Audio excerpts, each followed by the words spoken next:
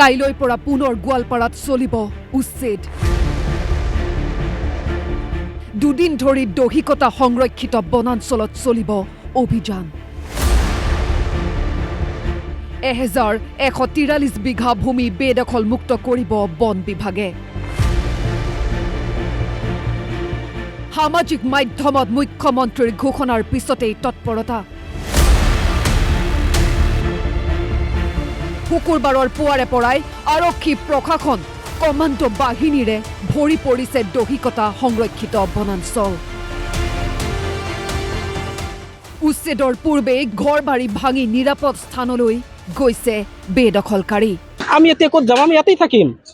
ঘৰ-বাৰী ঘৰ মানুহ মাৰিম সিবিলাক লৈ ৰাস্তাৰ এইটো কাগজ আমি সাইড কৰি ৰাখি আছো ৰাস্তাৰ থাকিব লাগিব তাত শিবিৰ বান্ধি হয়তো কিবা কি কৰিব লাগিব এতিয়াতো আমি ক'ত যাম আমাৰ মাটি নাই 1143 বিঘা ভূমি বেদখলমুক্ত কৰিব প্ৰশাসন আৰু বন বিভাগে বেদখলকাৰীৰ মতে তেওঁলোক ভূমিহীন নৈত ঘৰ-বাৰী সকলো জাহ যোৱাৰ পিছতহে হেনো বসতি স্থাপন কৰিছিল এই অঞ্চলত মাটি নদীৰ তলত গৈছে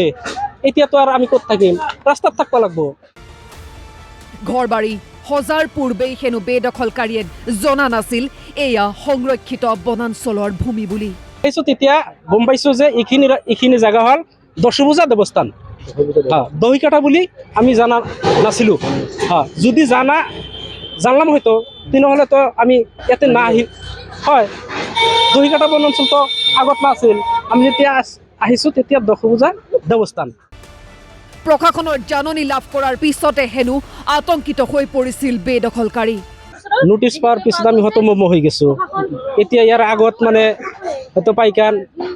তাৰপিছত হাসিলা সেইবিলাক যেনেকুৱা ভাঙিল ৰাতাৰাতিৰ ভিতৰত মানে তাৰ পৰা এটা আতংক আমাৰ ভিতৰত সৃষ্টি হৈ গেছে চৰকাৰলৈ এওঁলোকৰ দাবী সকলো তথ্য পৰীক্ষা কৰক চৰকাৰে আৰু যদি ভাৰতীয় নাগৰিক হয় দিয়ক পুনৰ সংস্থাপন তথ্য পৰীক্ষাৰ পিছত যদি ভাৰতীয় নাগৰিক নহয় বুলি প্ৰমাণ হয় তেন্তে চৰকাৰে যতেই লৈ যাবলৈ হাজু বেদখলকাৰী আমি যদি আসলেও ভারতীয় নাগরিক হয় তাহলে বিকল্প সংস্থাপন আমাক লাগে আর যদি ভারতীয় সংবিধান মতে আমি যদি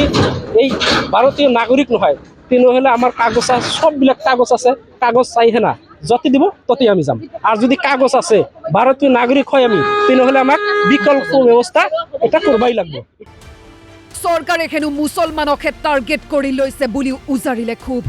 এটাই কথা হল টার্গেট লইছে সরকারে যে অনলি টার্গেট মুসলিমের বাহিরে আর কাকো টার্গেট নকরে আমি মুসলিম হওয়ার কারণে আজি আমার এই দুঃখ এই অবস্থা গোৱালপাৰাৰ পৰা মনোজ দাস আৰু ৰংজুলিৰ পৰা কল্যাণ ৰায় ৰিপৰ্ট DY 365